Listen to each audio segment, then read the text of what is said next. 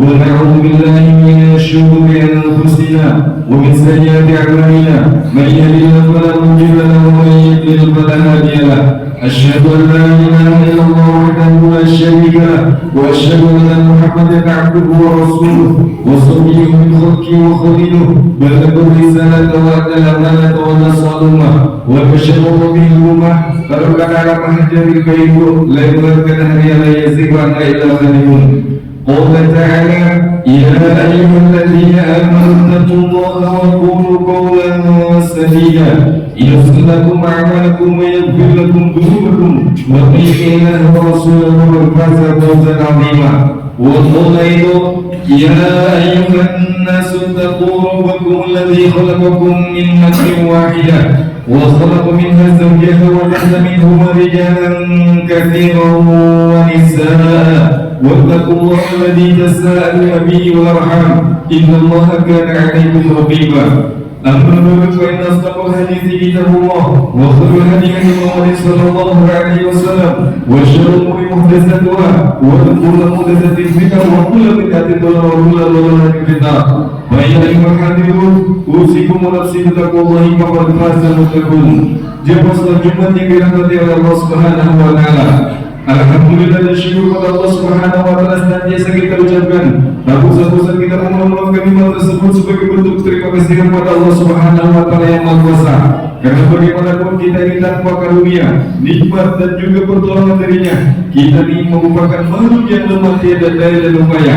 Termasuk hadirnya kita di tempat ini bukan karena hebatnya kita, bukan karena kuatnya kita, bukan karena bagusnya kendaraan kita, tapi Allah masih memudahkan hati kita untuk datang ke sini. Oleh karena itu pantaslah kita senantiasa bersyukur dengan memperbanyak kalimat alhamdulillah sampai di saat ini tidak mampu mengulanginya lagi. Salawat dan salam kita sampaikan kepada junjungan kita Nabi besar Muhammad sallallahu alaihi wasallam. Allahumma shalli wa sallim wa barik alaihi. Dan juga kita sampaikan salawat dan salam kita kepada beliau, sahabat beliau dan semua orang yang mengikuti jalannya dan meninggal dalam keadaan muslim. Dan kita mudah-mudahan termasuk orang yang senantiasa mengikuti jejaknya, meneladani sunnah-sunnahnya dan tinggal dalam keadaan muslim. Amin amin ya rabbal alamin.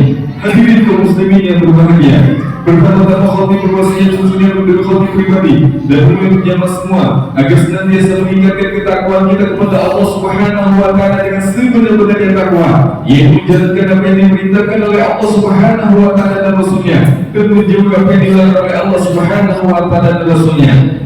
Hadirin kaum muslimin rahimakumullah.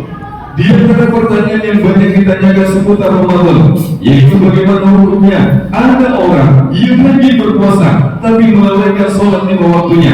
Dia pun menahan lapar dan hausnya seharian walaupun panas terik luar biasa. Tapi ketika berkaitan dengan kewajiban sholat lima waktunya, ada rupanya sebagian di antara kita melalaikannya. Ada yang dari 5 waktu melaksanakannya cuma 3 waktu saja. Ada yang dari 5 waktu, ada yang cuma melaksanakannya cuma 1 saja. Ada juga yang cuma sekali saja, yaitu ketika sholat Jumat saja. Mudah-mudahan kita tidak termasuk orang yang seperti ini. Karena seharusnya orang itu ketika dia bisa melaksanakan suatu kewajiban, dia juga sepatutnya linear, bisa juga melaksanakan kewajiban yang lainnya, termasuk sholat 5 waktunya. Hadirin kaum muslimin yang dirahmati oleh Allah Subhanahu wa taala. Maka saya ingin mengingatkan diri saya pribadi dengan kebesaran kewajiban salat dan juga semuanya tentang kewajiban besarnya salat. Di antaranya Rasulullah sallallahu alaihi wasallam pernah mengatakan dalam hadis yang diriwayatkan oleh Abdullah bin Umar, disebutkan dalam Arba'in Nawawi, "Buniyal Islam 'ala khamsin, syahadati an la ilaha illallah wa anna Muhammadar Rasulullah wa iqamis shalah wa ita'iz zakah wa hajjil baiti wa shaumi Ramadan." Agama ini kata Rasulullah sallallahu alaihi wasallam, jadi hadis yang menunjukkan bahwa terbesarnya salat, yaitu didirikan atas 5 fondasi. Yang pertama syahadat, yang kedua sholat, yang ketiga zakat, yang keempat haji, yang kelima berpuasa di bulan Ramadan, atau yang kelima kebalikannya berpuasa menghadiri ke Baitullah. Maka ini merupakan dalil yang menunjukkan besarnya sholat.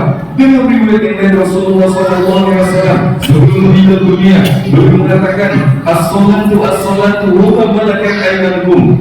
Beliau ketika sebelum meninggal dunia berpisah dari dunia ini, apa yang beliau ucapkan? Dan biasanya orang kalau mau meninggal dunia dia akan mengatakan sesuatu yang besar, karena tidak mungkin mengatakan sesuatu yang kecil karena waktunya terbatas. Rasul mengatakan as-sholatu as-sholat, jagalah sholat, jagalah sholat.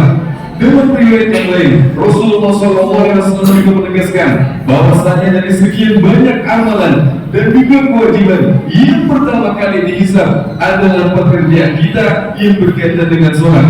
Kalau sholatnya bagus, maka yang lainnya bagus. Kalau sholatnya rusak, maka yang lainnya juga terancam rusak. Hadirin kaum muslimin yang dirahmati oleh Allah Subhanahu wa taala. Bapaknya para nabi, bapaknya para nabi, Nabi Ibrahim alaihissalam, beliau pernah berdoa. Dari sekian banyak doanya di dalam Al-Quran, beliau mengatakan dalam doanya yang beliau berikan oleh Allah Subhanahu wa taala, apa doanya? Rabbi ja'alni muqimas sholati wa min dzurriyyati. Ya Allah, jadikanlah aku seorang pribadi yang senantiasa menjaga sholatnya dan juga keturunanku. Dan ini juga sekaligus peringatan bagi kita untuk menjaga, mendisiplinkan sholat anak-anak kita, keturunan kita, karena bagaimanapun mereka tanggung jawab kita. Hadirin kaum muslimin yang dirahmati oleh Allah Subhanahu wa taala. Jadi salat ini merupakan urusan yang besar di dalam Islam, tidak boleh disepelekan, dan kewajiban itu akan senantiasa berada di pundak kita kapanpun itu. Saya nggak bisa sholat dalam keadaan berdiri, silakan sholat duduk. Saya nggak bisa sholat dalam keadaan duduk, silakan berbaring. Saya nggak bisa berbaring, silakan pakai isyarat. Maka dalam kondisi apapun, sakit sekalipun, kewajiban sholat ini terutama bagi laki-laki tidak pernah akan lepas sampai kita meninggal dunia. Hadirin kaum muslimin yang dirahmati oleh Allah Subhanahu wa taala. Rasulullah SAW seumur hidupnya tidak pernah meninggalkan sholat. Sahabat juga sama. Maka ketika kita ingin kemudian dikumpulkan dengan Rasulullah SAW nanti di surga kelak, jadilah kita orang yang senantiasa komitmen menjaga sholatnya di luar Ramadan maupun di dalam Ramadan, karena kewajiban sholat ini ada sepanjang waktu. Alhamdulillah, saya sudah melaksanakan kewajiban sholat. Maka kita kemudian tingkatkan kualitas sholat kita dengan melaksanakannya sholat berjamaah. Karena bagaimanapun sholat berjamaah pahalanya besar. Rasulullah SAW mengatakan dalam hadis Bukhari dan Muslim, sholatul jamaati afdalu min sholatil fardhi bi 27 darajah. Sholat jamaah yang dilakukan itu lebih besar pahalanya 27 derajat dibandingkan sholat sendirian. Kita hitung, sehari kita sholat 5 waktu, sebulan 150 waktu, setahun 1800 waktu, 10 tahun 18.000 waktu, dikali 27 derajat, maka itu jumlah yang luar biasa yang bisa kita bawa bekal menghadap Allah Subhanahu wa taala. Kemudian dalam riwayat yang lain, ada seorang sahabat yang tunanetra datang kepada Rasulullah SAW mengajukan proposal dirinya sholat sendiri di rumahnya, dan alasannya kuat. Apa itu? Tunanetra tidak bisa melihat, kesulitan kalau bolak balik ke masjid 5 waktu. Beliau datang kepada Rasulullah SAW, ya Rasulullah, aku ini tunanetra, kalau 5 kali sehari bolak balik ke masjid, itu merupakan pekerjaan yang luar biasa, perlu dibantu dan susah payah datanya. Adakah keringanan begitu ya Rasulullah, sholat sendirian di rumah? Alasannya kuat. Rasulullah SAW waktu itu kemudian mendengar suara azan. Ya Abdullah bin Umi Maktum, apakah kau dengar suara azan?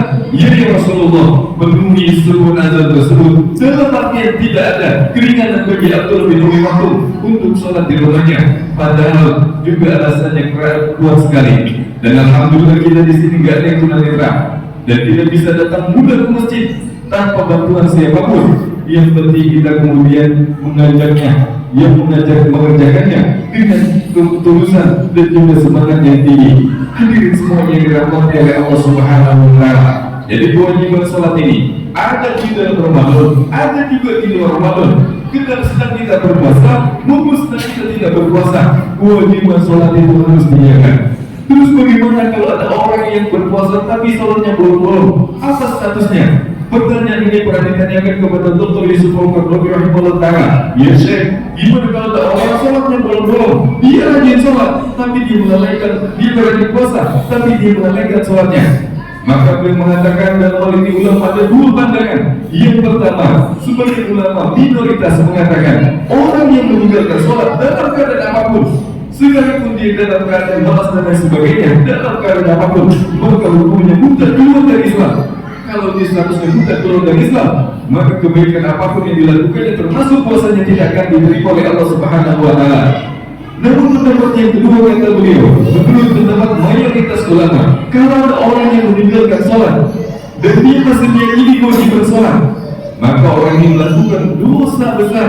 Dia termasuk orang yang pasti bermaksiat kepada Allah Subhanahu wa Ta'ala. Terus bagaimana dengan puasanya? Mudah-mudahan Allah membalas puasanya, membalas puasanya.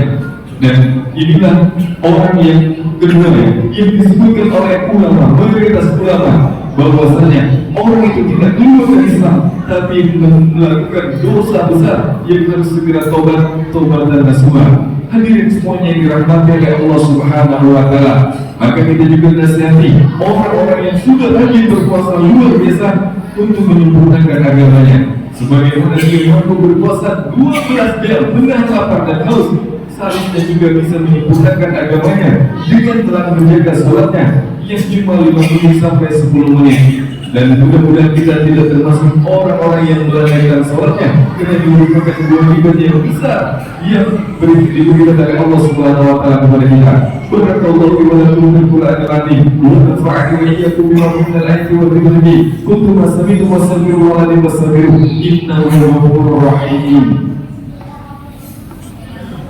اللهم صل وسلم وزد وانعم وتفضل وبارك بجلالك وكمالك على اشرف عبادك سيدنا ومولانا محمد وعن كل الصحابه رسول الله اجمعين.